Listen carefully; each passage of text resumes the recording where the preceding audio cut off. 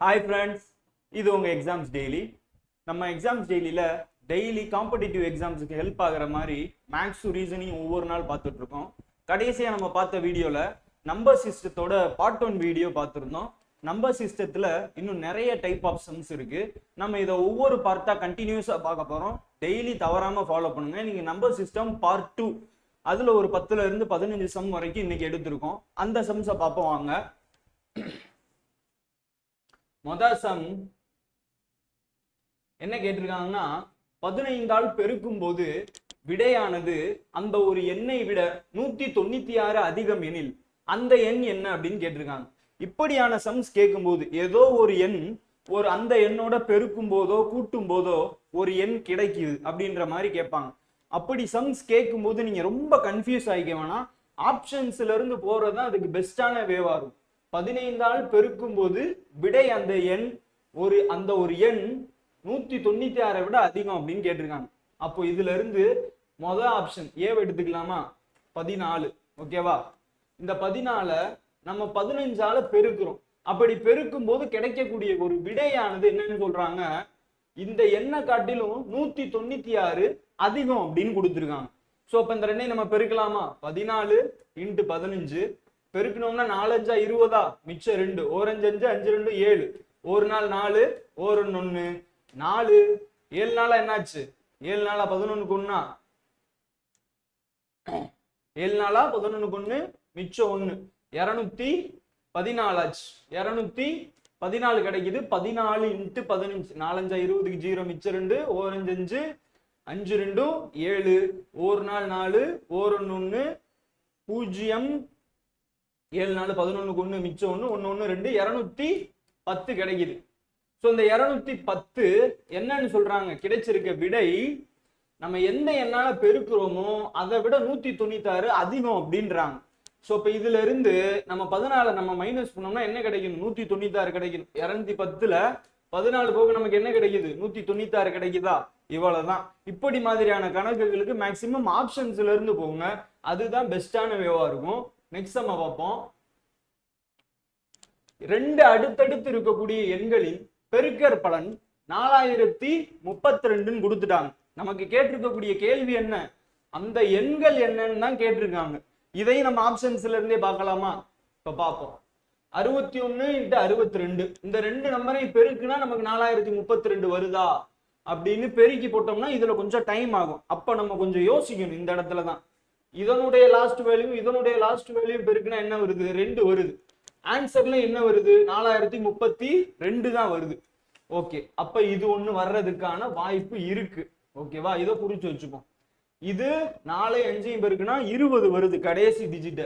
அங்க ஆன்சர் முடியிற இடம் 2ல முடிஞ்சிருக்கு. அப்ப இது வர்றதுக்கான சான்சஸ் கிடையவே கிடையாது. அப்போ இந்த ரெண்டையும் எடுத்துப்போம். 3 12 இதுவும் வர்றதுக்கான சான்சஸ் இருக்கு. அப்ப அடுத்ததை பார்க்கலாம். 2 6 வருது. அங்க கடைசி வேல்யூ 2 தான் இருக்கு. அப்போ இதுவும் வராது. இதை எலிமினேட் பண்ணிடலாமா? இப்போ மிச்சம் இருக்குது இந்த 2 தான். அப்ப 61ஐயும் 62ஐயும் மல்டிபிள் பண்ணோம்னா 2 2, 6 12, 1 6 6, 6 6 36, 2 6 2 8, 6 1 7, 3 3700 சில்லறை தான் வருது. அப்ப ஆன்சர் இது வராது. அப்போ மூணாவது ஆப்ஷன் 63 64ஐயும் மல்டிபிள் பண்ணுவோம். 4 3 என்ன வருது? 12, மிச்சம் 1, 6 4 24 1 25 வருது. 6 3 18க்கு 8, மிச்சம் 1, 6 6 36, 36 1 37, 2 ஆச்சா? 8 5 13, மிச்சம் 1, 7 3 10, மிச்சம் 1, 4032 வந்துடுச்சா? இது மாதிரியான கணக்குகளுக்கு இப்படி ஆப்ஷன்ஸ்ல இருந்து போங்க. அதுதான் சரியான வழியா இருக்கும். அடுத்த சம்ம பார்க்கலாம். ஒரு வகுப்பில் இருக்கக்கூடிய மாணவர்கள் ரூபாய் 4624 முதலமைச்சர் மாநில நிவாரண நிதியாக செலுத்தினர். ஒவ்வொரு மாணவனும் தனது வகுப்பில் இருக்கக்கூடிய மாணவர்களின் எண்ணிக்கைக்கு சமமான தொகையை கொடுத்தனர் எனில் வகுப்பில் இருக்கக்கூடிய மாணவர்களுடைய எண்ணிக்கை என்னன்னு கேட்டிருக்காங்க. கொஞ்சம் இப்படியான கேள்வி இன்னொரு தடவை கொஸ்டினை வாசிங்க. அவங்க என்ன சொல்லியிருக்காங்க அப்படின்னா, ஏதோ ஒரு விஷயத்துக்காக முதலமைச்சர் நிவாரண நிதி திரட்டுறாங்க ஒரு ஸ்கூல்ல. அப்படி திரட்டக்கூடிய நிவாரண நிதி ஒரு வகுப்பு எடுத்தோம்னா அந்த ஸ்கூல்ல அந்த வகுப்புல மாணவர்களுடைய எண்ணிக்கையும் அந்த ஒவ்வொரு மாணவனும் கொடுத்த நிவாரண நிதியும் ஒன்னா இருக்கு அப்படின்னு சொல்றாங்க. அப்பனா இங்க என்ன சொல்ல வராங்க அப்படின்னா, இதையும் ஆப்ஷன்ஸ்ல இருந்தே போவோம். வகுப்பில் இருக்கக்கூடிய மாணவர்களின் எண்ணிக்கை 64 அப்படின்னா இந்த 64 பேர் ஒவ்வொருத்தரும் என்ன தொகை கொடுத்திருக்காங்களாம், ஒவ்வொருத்தருமே 64 ரூபாய் கொடுத்திருக்காங்க அப்படின்ற மாதிரி கேள்வி கேட்டிருக்காங்க. அப்ப இந்த ரெண்டையும் மல்டிபிள் பண்ணா 4624 வந்துச்சுன்னா அதுதான் கண்டிப்பா ஆன்சரா இருக்கும். இதையும் நீங்க கடைசி 2 டிஜிட்டை மல்டிபிள் பண்ணி பார்ப்போம். நானாங்க இங்க 16 வருது, அங்க ஆன்சர் நமக்கு 4624 வந்துருக்கு. அப்போ இது வர்றதுக்கு வாய்ப்பு இருக்கா? இல்ல. 68 8 64 68 × 68னா 8 64 வரும். இது வர்றதுக்கான சான்சஸ் இருக்கு. அப்ப இதை எடுத்துக்கலாம். 2 2 4 வரும். 62 × 62 போட்டீங்கன்னா 2 2 4 வருமா? அப்ப இதுக்கான சான்சஸும் இருக்கு. 73 × 73 எடுத்தீங்கன்னா என்ன வரும்? 3 9 வரும். அப்ப இதுக்கும் சான்சஸ் கிடையாது. இந்த ரெண்டுல ஏதோ ஒண்ணுதான் ஆன்சரா இருக்க போகுது. செஞ்சு பார்த்துடலாமா?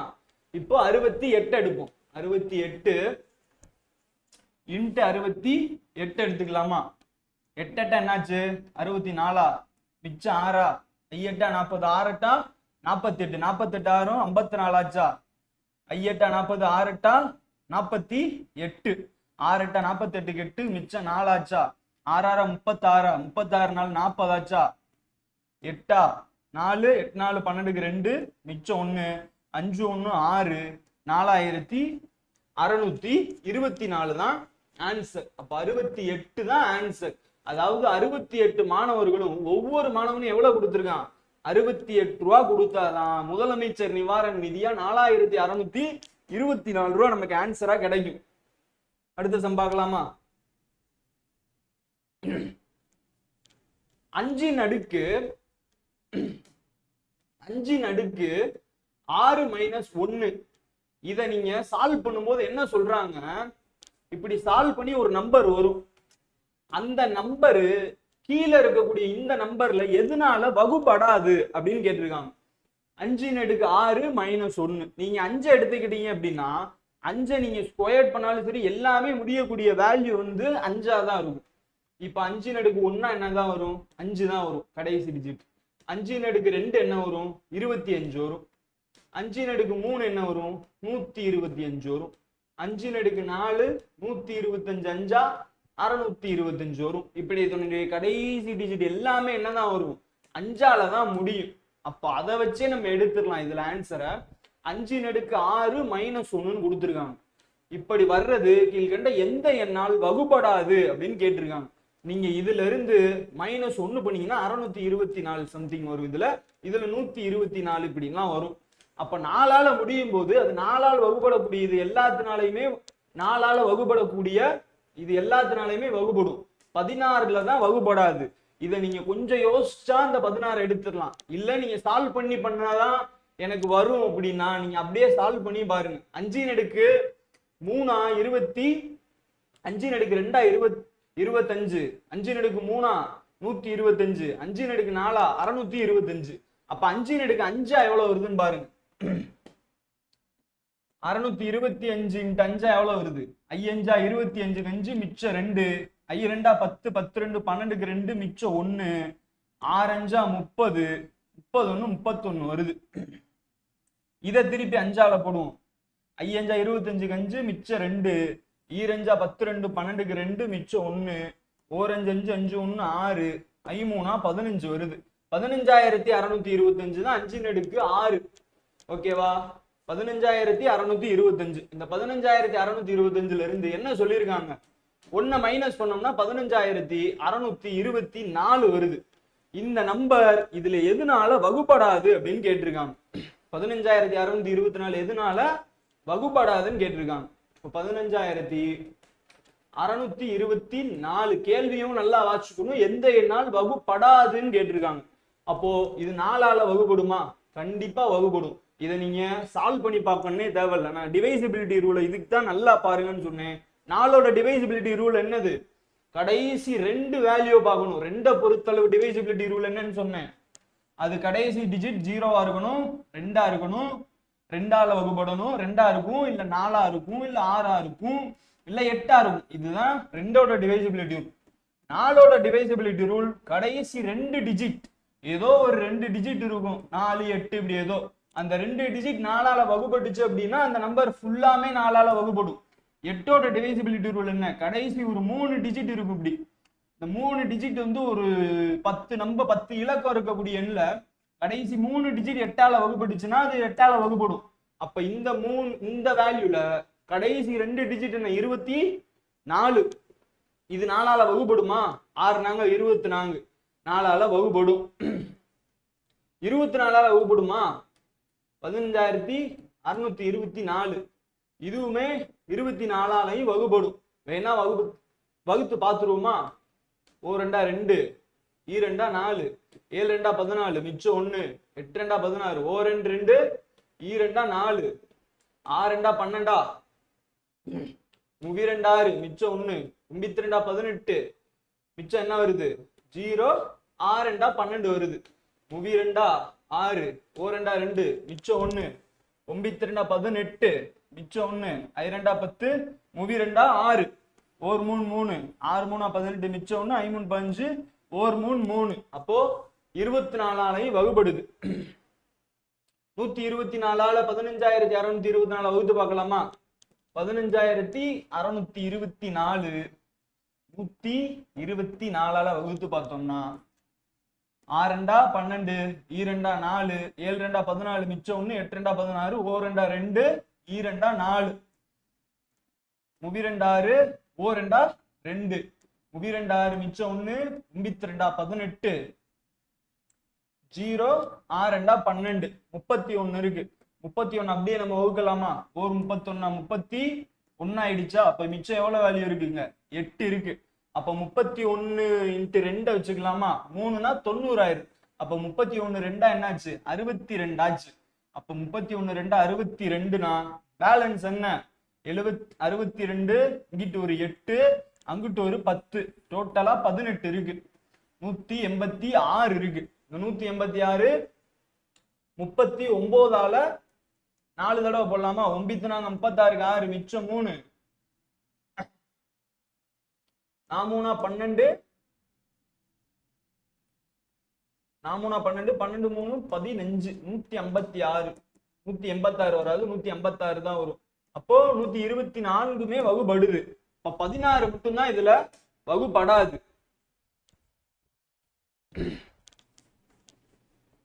நெக்ஸ்ட் பார்க்கலாம். 44 என்ற 10அடிமான எண்ணை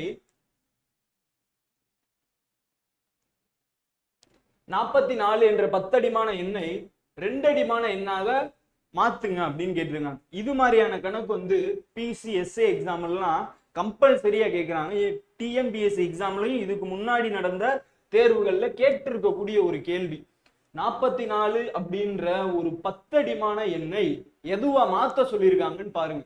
2அடிமான எண்ணா மாத்த சொல்லியிருக்காங்க. இதுக்கு 2 ட்ரிக் தான் மொத்தமே இருக்கு. கொடுத்திருக்கக்கூடிய எண் 10அடிமான எண்ணா இருந்து அதை 2அடிமான எண்ணாவோ 4அடிமான எண்ணாவோ 6அடிமான எண்ணாவோ 8அடிமான எண்ணாவோ மாத்த சொன்னாங்க அப்படின்னா நம்ம LCM மெத்தட்ல போகணும். இப்ப 44 இருக்குன்னு வைங்களேன். 44 கொடுத்திருக்கக்கூடியது என்ன எண்? 10அடிமான எண். ஆனா நம்ம என்னவா இதை மாத்தணும்? 2அடிமானமா மாத்தணும். ஓ 2 2, ஓ 2 2. LCM மெத்தட்ல செஞ்சு பேலன்ஸ் வரும்போது அதை நம்ம இங்க 0ன்னு எழுதிக்கணும். ஓகேவா? திருப்பி 2ஆல போட்டோம்னா என்ன? ஐ 2 10, 0 மிச்சம் 1 வரும்.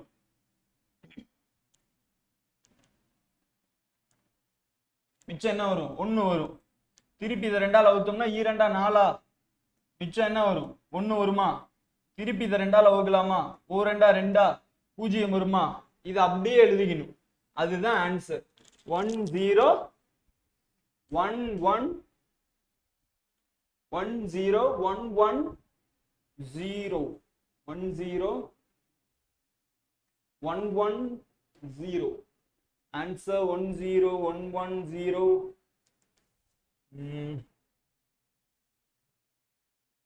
44 2ஆல போட்டோம்னா ஈ 2 4, ஈ 2 4, மிச்சம் 0. 2ஆல போட்டோம்னா ஓ 2 2, ஓ 2 2, மிச்சம் 0. திருப்பி 2ஆல போட்டோம்னா ஐ 2 10, மிச்சம் 1, திருப்பி 2ஆல போட்டோம்னா 2 4, மிச்சம் 1, திருப்பி 2ஆல போட்டோம்னா 2 மிச்சம் 0. 1 0 1 1 0 0 வரும். 1 0 1 1 0 0 தான் இதுக்கான ஆன்சரா வரும். இதுதான் ஆன்சர். ஸோ அப்ப 10 அடிமான எண் கொடுத்து நம்ம அதை 2 அடிமான எண்ணாவோ 4 அடிமான எண்ணாவோ 6 அடிமான எண்ணாவோ 8 அடிமான எண்ணாவோ மாத்த சொன்னாங்கன்னா இந்த எல்சிஎம் மெத்தடை செஞ்சுக்கோங்க. இதுவே 2 அடிமான எண்ணோ 4 அடிமான எண்ணோ 6 அடிமான எண்ணோ 8 அடிமான எண்ணாவோ கொடுத்து 10 அடிமான எண்ணா கேட்டாங்க அப்படின்னா அதை எப்படின்னு பார்ப்போம். என்ன கொடுத்துருக்காங்க? 1011 அப்படின்ற ஒரு 2 அடிமான எண்ணை கொடுத்துட்டு அதற்கு இணையான தசம எண் அப்படின்னு கொடுத்துருக்காங்க. தசம எண்ணாலும் அது வேற ஒண்ணும் கிடையாதுங்க, 10 அடிமான எண்ணை தான் தசம எண் அப்படின்னு கொடுத்துருக்காங்க. 1011 அப்படின்ற ஒரு எண்ணை கொடுத்து அந்த எண்ணை என்னவா மாத்தணுமா? 10 அடிமான எண்ணா மாத்தணும். அவங்க 10 அடிமான எண்ணுன்னு கொடுக்கலாம், தசம எண் அப்படின்னு நமக்கு கொடுக்கலாம். அப்போ இது என்ன கொடுத்துருக்காங்க? 2 அடிமான எண் கொடுத்துருக்காங்க. இதுக்கான மெத்தட் என்ன அப்படின்னா, இதை அப்படி டானா வகுத்தல் மாதிரி டானா மாதிரி போட்டுருங்க. கொடுத்துருக்க வேல்யூ வரிசையா எழுதுவோம். 1 பின்னாடி இருந்து எழுதணும். 1 1 0 1. ஓகேவா? கொடுத்துருக்கிறது எத்தனை அடிமான எண்? 2 அடிமான எண் கொடுத்துருக்காங்க. அப்போ 2 நடுக்கு 0, 2 நடுக்கு 1, 2 நடுக்கு 2, 2 நடுக்கு 3ன்னு எழுதிக்கோங்க. ஓகேவா? 2 நடுக்கு 0 என்ன? எதனுடைய பூஜ்ஜியமா இருந்தாலும் அதனுடைய வேல்யூ 1ன்னு தான் வரும். அப்ப 1 × 1 வேல்யூ 1 ஆச்சா? 2 நடுக்கு 1 என்னாச்சு? 2. அப்ப 2 ஆச்சு. 2 ஸ்கொயரா 4. ஆனா பூஜ்ஜியத்தோட எதை பெருக்கினாலும் எனக்கு 0 தானே வரும். 2 நடுக்கு 3 என்ன? 8. 8 8. மொத்தத்தையும் கூட்டுங்க. 8 2 10, 10 1 11. 11 தான் ஆன்சர். சோ கொடுத்திருக்கக்கூடிய எண் ஒரு 2 அடிமான எண்ணா இருந்து 10 அடிமான எண் கேட்கும் போது நமக்கு என்ன பண்ணணும்? இதை எப்படி ஷார்ட்கட்டா ஞாபகம் வச்சுக்கோங்க. கேட்கிறது 10 அடிமான எண். பெருசா கேட்டாங்க அப்படின்னா பெருசா நம்ம இந்த ஸ்கொயர் வேல்யூ பண்ணி வைக்கணும் அப்படின்ற மாதிரி ஷார்ட்கட்டை போட்டுக்கோங்க. சிறுசா கேட்டாங்கன்னா கொடுத்துருக்கக்கூடிய வேல்யூ நம்ம சிறுசா மாத்தணும் அப்படின்ற மாதிரி அந்த எல்சிஎம் மெத்தட்ல நம்ம செய்யணும். அப்படி இல்லைன்னா நீங்க ஆப்ஷன்ஸ் வச்சே மேக்சிமம் கண்டுபிடிச்சிடலாம். ஆப்ஷன்ல 1 0 1 1 இப்படி இருந்துச்சு அப்படின்னாலே அது மேக்சிமம் நம்ம அந்த எல்சிஎம் எடுத்து மிச்சம் 1 போட்டு செய்யற மெத்தடா தான் இருக்கும். அடுத்த செம்ஸை பார்ப்போம்.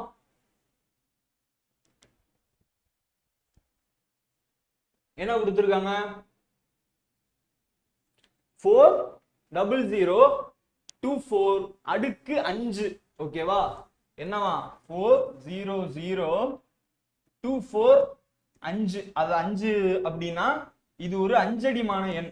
இந்த 5 அடிமான எண்ணை என்னவா மாத்த சொல்லியிருக்காங்க அப்படின்னா ஒரு 10 அடிமான எண்ணா மாத்த சொல்லியிருக்காங்க. நான் ஆல்ரெடி என்னன்னு சொல்லியிருந்தேன், 10 அடிமான எண் பெருசா மாத்தணும் அப்படின்னாலே பெருசா பண்ணணும்னு ஞாபகம் வச்சுக்கோங்க.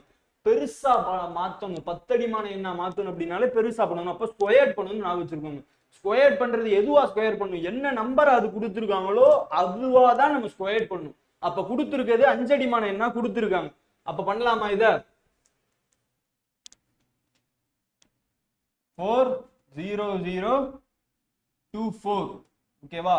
இது அப்படியே வரிசையா எழுதிக்கலாமா? 42004.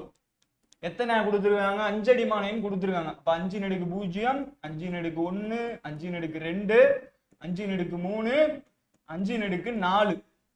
ஓகேவா? இதை என்ன பண்ணலாம்? அப்படியே மல்டிபிள் பண்ணி எழுதலாமா? 5 நடுக்கு 0 எந்தனுடைய அடுக்கு 0 இருந்தாலும் வேல்யூ என்னதான் வரும்? 1 தான் வரும். அப்போ 1 4 4. 5 நடுக்கு 1 அப்ப என்ன வரும்? 5 தான் வரும். I 2 என்னாச்சு? வேல்யூ 10 வருமா? 5 நடுக்கு 2 என்ன? 5 ஸ்கொயரா 25. 0 எதை பெருக்கினாலும் ஆன்சர் 0. 5 நடுக்கு 3 ஆனா எதை பெருக்கினாலும் ஆன்சர் 0. 5 நடுக்கு 4 என்ன? 5 × 5 × 5. 5 25, 25 125, 125 625. அந்த 625 என்ன பண்ணணும்? 4ஆல மல்டிபிள் பண்ணணும். 4 5 20, 4 5 20 மிச்சம் 2, 4 2 8 8 2 10 மிச்சம் 1, 6 4 24, 24 1 25. 2500 வருது. கூட்டலாமா? 2500, 2510, 2514, 2514 தான் இதுக்கான ஆன்சர். இந்த 10 அடிமான எண் 10 அடிமான எண்ணா மாத்துறது, 10 அடிமான எண் கொடுத்து 2 அடிமான எண், 4 அடிமான எண், 6 அடிமான எண்ணா மாத்துறது, இது மாதிரியான கணக்குகள் வந்து கடைசி 2-3 வருஷத்துல கேட்கப்படல. ஆனா அதற்கு முன்னாடி நடந்த இந்த டிஎன்பிஎஸ்சி குரூப் 2 குரூப் 4 எக்ஸாம்லாம் இது கம்பல்சரியா இந்த சம் கேட்டிருக்காங்க. கடைசி 2 வருஷமா வந்து கூட்டுத்தொடர், பெருக்கு தொடர் மாதிரியான கணக்குகள் தான் கேட்டிருக்காங்க. அதுவும் நம்ம வரப்போற பாட்டுல கண்டிப்பா பார்ப்போம். இந்த நம்பர்ஸை வச்சு இன்னொரு கணக்கு, இது மாதிரியான கணக்குகளும் ப்ரீவியஸ் இயர்ல கேட்டிருக்காங்க. இப்படி ஒரு நம்பரை கொடுத்து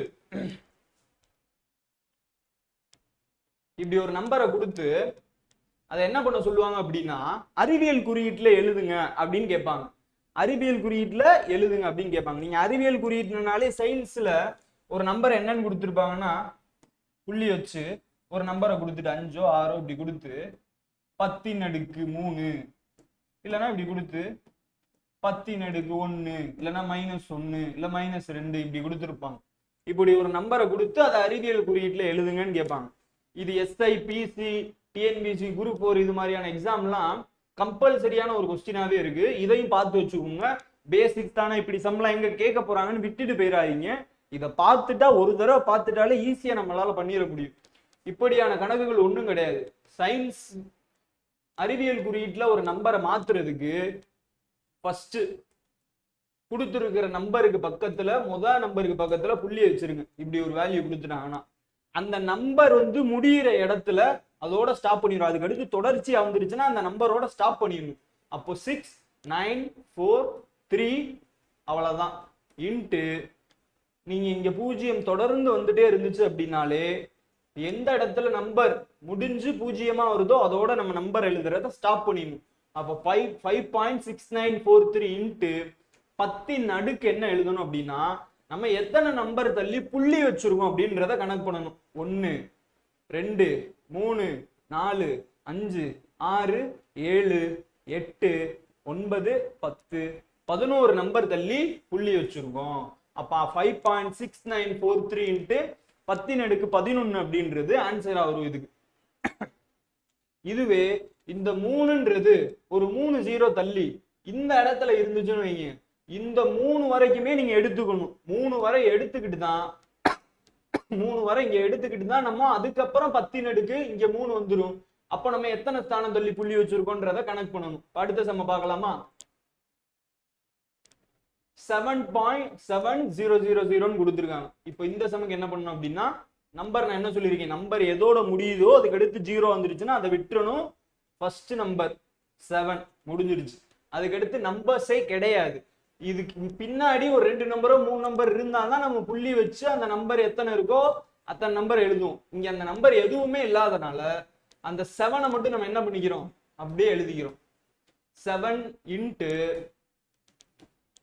10 எத்தனை நம்பர் தள்ளி வந்து புள்ளி வைக்கிறோம் அப்படின்ற மாதிரி கணக்கு பண்ணுவோம். இந்த இடத்துல புள்ளி வைக்காதனாலும் 7 அதுக்கு அடுத்து வேல்யூ இல்லை, அதனால இருக்கக்கூடிய பூஜ்ஜியங்களை கணக்கு பண்ணிக்கணும். 1, 2, 3, 4, 5, 6, 7, 8, 9 10^9 அதுதான் இதுக்கான ஆன்சரா வரும். அடுத்த பார்ப்போம். 94605284 அடுத்து 0வா கொடுத்துருக்காங்க. நான் என்ன சொல்லியிருக்கேன், அதுக்கு அடுத்து நம்பர் இருக்கான்றதையும் கணக்கு பண்ணிக்கோங்க. நம்பர் இல்ல, தொடர்ச்சியா 0 இருக்கு அப்படின்னா முடியக்கூடிய நம்பரோட அப்படியே நிப்பாட்டிடணும். 9 முதல் நம்பரை மட்டும்தான் எழுதணும், அதுக்கடுத்து புள்ளி வச்சிடணும். 9.4 அடுத்தது 60528 ஓகேவா? அதுக்கடுத்து நம்பர் இருக்கா? நம்பர் எதுவுமே இல்லை. 10 எத்தனை எழுதணும், எத்தனை நம்பர் தள்ளி புள்ளி வச்சிருக்கோன்றத பார்க்கணும். 1, 2, 3, 4, 5, 6, 7, 8, 9, 10, 11, 12, 13, 14, 15வது வேல்யூ தள்ளி தான் புள்ளி வச்சிருக்கோம். 10^15 ஒரு இதுக்கு. ஓகே, இப்படி நம்பர்ஸ்ல ஆரம்பிச்சு புள்ளியே இல்லாம கொடுத்தா நீங்க அப்படி செஞ்சிருவீங்க. ஒருவேளை கேட்டிருக்கக்கூடியதே 0ல ஆரம்பிச்சு அவங்களே புள்ளி வச்சு ஒரு நம்பரை கொடுத்துட்டாங்க அப்படின்னா அதுக்கு நம்ம எப்படி செய்யறது அப்படின்னு பார்க்கலாமா. இப்போ கொடுத்துருக்கக்கூடிய வேல்யூவே 0 ஆரம்பிச்சாலே அடுக்குல வரக்கூடிய வேல்யூ நம்ம மைனஸ்ல தான் கொடுக்கணும். ஸோ எப்பவும் போல கொடுத்துருக்க நம்பர் ஃபர்ஸ்ட் எங்க ஸ்டார்ட் ஆகுதுன்னு பார்ப்போம். 0 தள்ளி 9 தான் ஃபர்ஸ்ட் நம்பர் ஸ்டார்ட் ஆகுதா, அப்போ 9 பாயிண்ட் வச்சுக்கலாமா. ஸோ அடுத்து நம்பர் எங்க முடியுதுன்றத பார்க்கணும். 0 0வா போகுது, அடுத்து நம்பர் வரல அப்படின்னா இந்த 9ஓடயே நம்ம விட்டுருவோம். ஆனா அதுக்கடுத்து நம்பர் வருது, 2 வரைக்கும் இருக்கு. அப்போ 9.00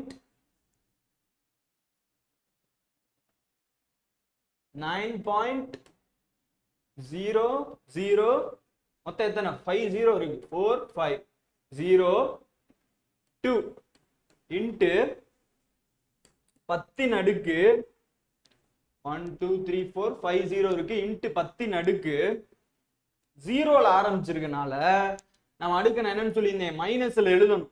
எத்தனை நம்பர் தள்ளி அந்த நம்பரை நம்ம எடுத்திருக்கோம், இந்த புள்ளியில இருந்து எத்தனை நம்பர் தள்ளி அதை எடுத்திருக்கோம் அப்படின்றத இங்க கணக்கு பண்ணணும். 1 2 3 4வது நம்பர் தள்ளி தான் புள்ளி எடுத்திருக்கோம். அப்ப அடுக்குல -4 அப்படின்னு வரும். அவ்வளவுதான். இப்ப இதே அடுத்ததை பார்க்கலாமா. 0.045678 கொடுத்துருக்காங்க. ஃபர்ஸ்ட் நம்பர் எங்கன தொடங்குது அப்படின்றத பார்க்கணும். ஃபர்ஸ்ட் நம்பர் 4 புள்ளி வச்சுக்கிறோம். அடுத்த நம்பர் எங்க முடியுது, 1ல தான் முடியுது. அப்ப 4 5 6 7 8 9 1 ஓகேவா, இன்ட்டு 10 அடுக்கு என்ன எழுதணும், 0ல ஆரம்பிச்சிருக்கனால மைனஸ் தான் வரும், கண்டிப்பா மைனஸ் தான் வரும். எத்தனை நம்பர் தள்ளி புள்ளி வச்சிருக்கோம், இந்த புள்ளி 1 2 நம்பர் தள்ளி புள்ளி வச்சிருக்கேன். 10 அடுக்கு -2. இது ரொம்ப ஈஸியான கணக்கு. இதுல இருக்க சின்ன ட்ரிக்கை மட்டும் பார்த்து வச்சிட்டீங்கன்னா அறிவியல் குறியீடுகள் ஈஸியா எடுத்துடலாம். நான் இதுல இருக்கக்கூடிய 2 மெத்தடுமே சொல்லிட்டேன். 0ல வர்றதும் சொல்லிட்டேன், நம்பர்ஸ்ல நம்ம மாத்துறதையும் சொல்லிட்டேன். மிச்சம் இந்த 6வது சம்முக்கும் 7வது சம்முக்கான ஆன்சரை அறிவியல் குறியீட்டுல நீங்க கமெண்ட் பாக்ஸ்ல கமெண்ட் பண்ணுங்க. நெக்ஸ்ட் டைப் ஆஃப் சம்ஸ் பார்ப்போம். இந்த கணக்கு என்ன பண்ணிருக்காங்க அப்படின்னா, அவங்களே அறிவியல் குறியீட்டுல கொடுத்துட்டாங்க. அவங்களே அறிவியல் குறியீட்டுல என்ன பண்ணிட்டாங்க, கொடுத்துட்டு நமக்கான ஆன்சர் என்ன அப்படின்னு கேட்கிறாங்க. கேள்வி என்னவா, 3.459 இன்ட்டு 10 அடுக்கு 6 அப்படின்னு கொடுத்துட்டாங்க. 3.459 இன்ட்டு 10 அடுக்கு 6. 10 அடுக்கு 6 தான் இருக்கு. அதனால கண்டிப்பா அந்த வேல்யூ எதுல இருக்காது, 0ல ஆரம்பிச்சிருக்காது. ஓகேவா. 3 4 5 9 இந்த நம்பரை தான் நம்ம என்னன்னு எடுத்திருப்போம், முதல் நம்பருக்கு பக்கத்துல புள்ளியை வச்சு அடுத்து இருக்கக்கூடிய 0வை கணக்கு பண்ணியிருப்போம். நம்ம புள்ளி வைக்கும் போது எத்தனை இந்த நம்பரை கணக்கு பண்ணுவோம், எத்தனை நம்பர் தள்ளி அந்த புள்ளியை வைக்கிறோமோ அதை தான் அடுக்குல கணக்கு பண்ணுவோம். அப்ப முதல் நம்பருக்கு அடுத்து 3 நம்பர் இருக்கு. அப்ப இன்னும் எத்தனை 0 சேர்த்துக்கணும், 1 2 3 0 சேர்த்துட்டோம்னா இதை தான் நம்ம என்னன்னு எழுதியிருப்போம், 3.459 எடுத்திருப்போம். 9 இதோட நம்பர் முடிஞ்சிருது. இன்ட்டு 10 அடுக்கு 1 2 3 4 5 6 நம்பர் தள்ளி புள்ளி வச்சிருக்கோம். நீங்க 6 போட்டிருப்போமா, அவ்வளவுதான். அடுத்த சம் பார்க்கலாம். 5.678 இன்ட்டு 10 அடுக்கு 4. 5.678 இன்ட்டு 10 அடுக்கு 4. இதை எப்படி செய்யலாம் பார்க்கலாமா.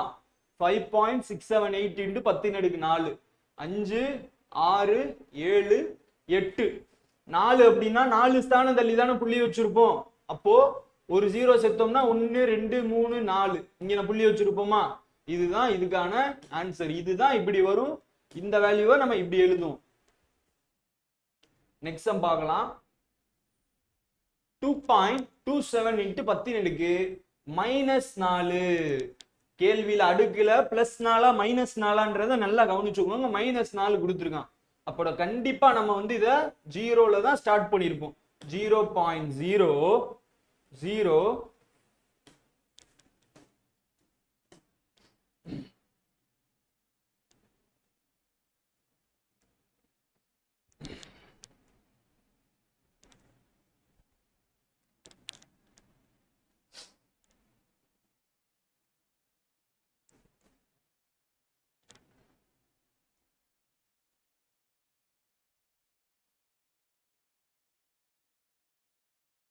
ஓகே.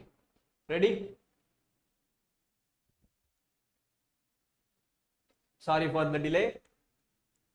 கண்டினியூ பண்ணலாம். 2.27 இன்ட்டு 10 அடுக்கு -4 கொடுத்துட்டாங்க. -4னாலே நான் என்னன்னு சொல்லிட்டேன், ஜீரோல தான் ஆரம்பிக்கணும்னு ஆல்ரெடி சொல்லியிருக்கேனா.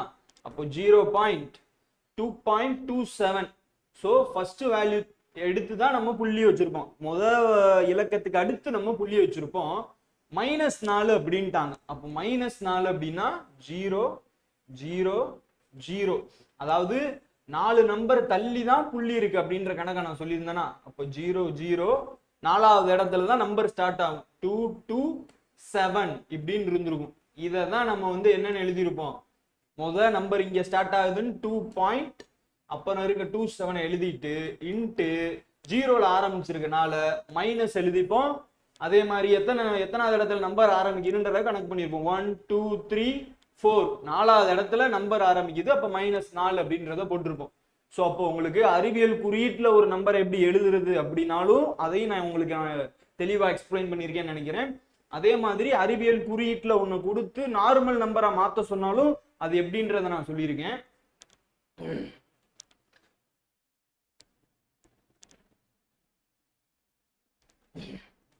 அவ்வளவுதான் ஃப்ரெண்ட்ஸ், இன்னைக்கான நம்பர் சிஸ்டம் பார்ட் 2 வகுப்பு இதோட முடியுது. இந்த நம்பர் சிஸ்டத்துல பேசிக்ஸ் தான் இன்னைக்கு நம்ம 2 கிளாஸ்ல பார்த்துருக்கோம். இனி வர போற ஒரு 2 கிளாஸ்ல நம்பர் சிஸ்டம் கம்ப்ளீட்டா ஃபினிஷ் ஆயிடும். அந்த 2 கிளாஸ்ல நம்ம கூட்டுத்தொடர் பெருக்கு தொடர், இந்த கூட்டுத்தொடர் பெருக்கு தொடரை வச்சுதான் லாஸ்ட் 3 இயர்ஸ்ல கம்பல்சரி டிஎன்பிஎஸ்சி குரூப் 2 குரூப் 4 எக்ஸாம்ஸ்ல கம்பல்சரி ஒரு 2 கொஸ்டின்ஸ் ஆகுது கண்டிப்பா வந்துருது. இனி வரப்போற வகுப்புகள்ல இந்த கூட்டுத்தொடர் பெருக்கு தொடரை பத்தி நம்ம டீடைலா பார்ப்போம். இது பேசிக்ஸ் தானே அப்படின்னு ஈஸியா விட்டுறாதீங்க. பேசிக்ஸ் SIPCலையும் கேட்டிருக்காங்க. இதுக்கு முன்னாடி ஒரு 4 வருஷத்துக்கு முன்னாடி நடந்த குரூப் 2 குரூப் 4 எக்ஸாம்ஸ்லயும் கேட்டிருக்காங்க. இதையும் கம்பல்சரியா பார்த்துக்கிட்டீங்கன்னா இது உங்களுக்கு வேற சம்ஸ்ல கூட ஹெல்ப் ஆகும். ஏன்னா இப்போ டிவைசிபிலிட்டி ரூல்லாம் எடுத்துக்கிட்டீங்கன்னா நீங்க மேக்ஸ்ல எல்லா இடத்துலயுமே இந்த டிவைசிபிலிட்டி ரூல் அப்படின்றது கண்டிப்பா உங்களுக்கு ஹெல்ப் ஆகும். தொடர்ந்து எக்ஸாம்ஸ் டெய்லியை ஃபாலோ பண்ணுங்க. டெய்லி உங்களுக்கு இந்த டைம்ல மேக்ஸ்ல சிலபஸ் வாரியா ஒவ்வொரு டாபிக்கா வந்துகிட்டே இருக்கும். இன்னைக்கான கிளாஸ் இதோட முடியுது. Thank you for your time. Thank you.